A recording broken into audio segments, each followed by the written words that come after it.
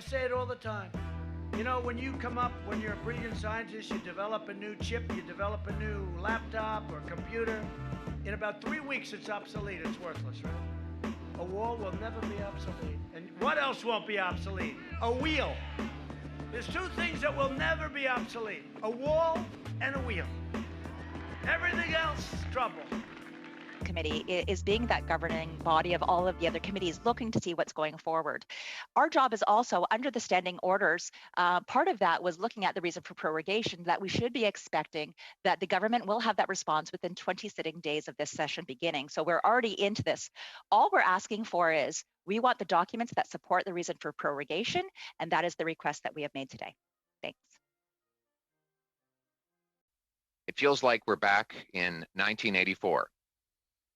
Let's start with the circular logic. So the Speaker of the House received a point of privilege about the cover-up of these documents, and he said, I can't deal with this, send it over to the committee. Here we are at committee. And now Liberal members are arguing, the committee can't deal with this, let's leave that with the Speaker. You know, in Orwell's great work, there was these loudspeakers that used to yell out to get people into the rhythm of circular thought and confuse them. And the poem they would repeat over again was, under the spreading chestnut tree, I sold you and you sold me. There lie they and here lie we, under the spreading chestnut tree.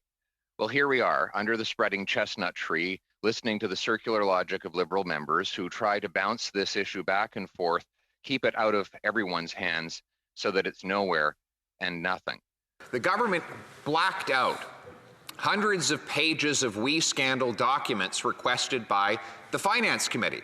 So we raised a point of privilege with your table saying, could you please help get those documents unblacked out? The Speaker said the Finance Committee should take that issue up. Yesterday it did, at which point Liberals said, no, this is a matter for the Speaker. When we explained the contradiction, the chair of the committee jammed his fist in front of the camera and suspended the meeting altogether. So here we are back in front of the Speaker. Madam Speaker, can you help us get these documents unblacked out?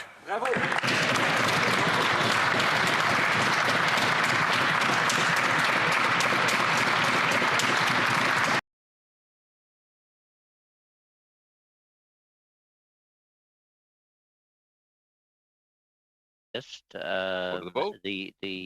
We will go to the vote. I just want to read you the 2 points at the end. Your committee has concluded that the government's response failed to comply with the order. So with that, I'm suspending the meeting until further notice. Mr. Chair, point of order. Point of order. Meeting point of suspended. order. Point of order. Point of order. Suspended. Point of order, Chair. Point of order. Suspended. Point of order. You do not have authorization to shut down the meeting. You do not have majority to do that. I have the authorization. You cannot. Pierre, I'm not going to argue with you. I have the authorization to suspend the meeting, and I am suspending the meeting. Have the courage to hold a vote. I am suspending the meeting, and when we deal with this motion, Pierre, we will deal with it properly. Have the courage to hold a vote. So the Don't meeting shut us down. The meeting is suspended. No, you can't shut us down. The meeting goes on without you. I will be happy to take on the chair. The meeting will continue going on, and I will begin by taking a list. Does anybody wish to be on the list in order to speak? Madam Clerk, do we have any speakers? I'm ordering it suspended. I will. I'm looking at the status. Ms. Jensen, please go ahead. You have the floor. Yes, I'm very, very concerned about how... you do not. No, you do not have the floor, Ms. Jensen. I am the chair. I've ordered the meeting be suspended. Mr. Easter, you're out of order. You are out of order. You are out of order. You've removed yourself from the meeting. As I sort out that this is...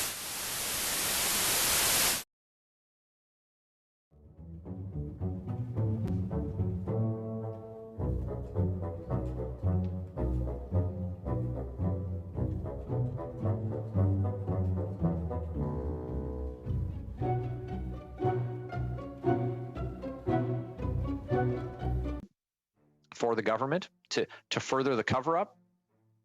We also have means to continue to call this committee to meet to deal with this issue. If you want to consider the effect